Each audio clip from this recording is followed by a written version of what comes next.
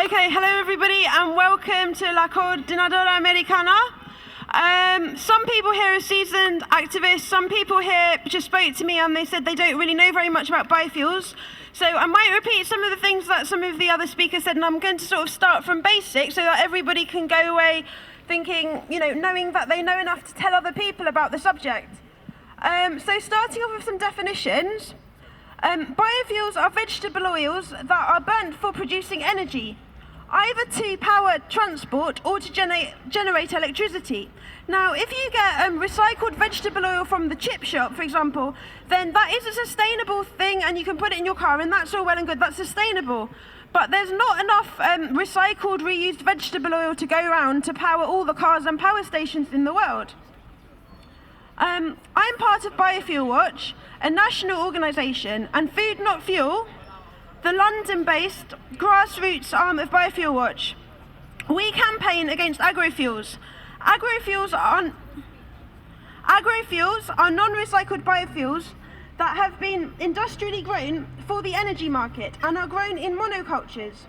A monoculture is a field or plantation of just one crop, such as a field of oilseed rape or a plantation of oil palm. Agrofuels are by definition grown industrially, and so will be grown using nitrogen fertilizers.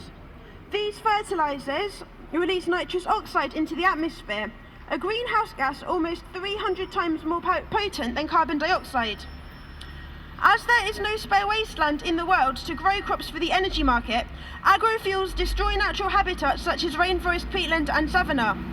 If you grow agrofuels in the UK, you'll be growing them on farmland and we'll then need to import more food for the UK, and somewhere along the line rainforest is going to be destroyed to grow that food or other natural habitats that are carbon sinks and help protect us from dangerous climate change, and we're destroying them. Due to the factors outlined above, there are no sustainable agrofuels. Even the most productive source, which is sugarcane, creates a carbon debt which takes 17 years to repay. Palm oil is the most destructive agrofuel on the market, and the worst kind of palm oil is when they grow it in Indonesia and they chop down the rainforest which is growing on peat bogs, so they drain the peat bogs and so all the methane comes out, and as Kenneth said, because of that, Indonesia is the world's third biggest greenhouse gas emitter just because of draining the peat bogs and destroying the rainforest, not anything to do with industry. EU regulations mean that, unfortunately, if you top up your car with petrol, that already has 2.5% agrofuel mixed in. And this amount is due to double next year in 2010, and they're hoping that by 2020, petrol's going to have 10% agrofuel in it. Completely unsustainable. We cannot source that within the EU. It's going to be from developing countries mainly. In addition to that, the EU classes agrofuel as a renewable fuel that countries can use to generate electricity and to meet their renewable energy targets. The UK government, the lovely people in DEC over there, if they're still working, maybe they just left their lights on overnight. They're giving subsidies to companies to burn agrofuel in power stations. The EU would actually allow any European country to meet 100% of their renewable fuel targets just by burning palm oil in power stations and not using any wind or solar or anything like that. And the most messed up thing about it is that when it comes to subsidies, companies get double subsidies per megawatt of electricity produced burning agrofuels than if they do onshore wind or solar or wave. And if you want to produce energy by using methane that's being released from landfill, then you only get a quarter of what you do from burning agrofuels.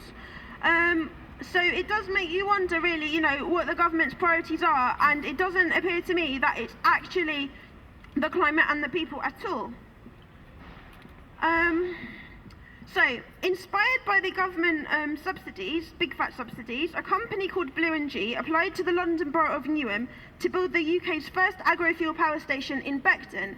Beckton is the most deprived area in one of the most deprived boroughs in London. The power station was going to burn agrofuels, and Food Not Fuel, who were only a few months older at the time, put our energy into trying to stop it. Unfortunately, despite the fact that we got over 1,000 signatures from local residents and worked with local groups, the UN Planning Committee approved the plans in May 2008, this got rubber stamped by the London Thames Gateway Development Corporation the following year. So that power station, they could start building it any day, unfortunately.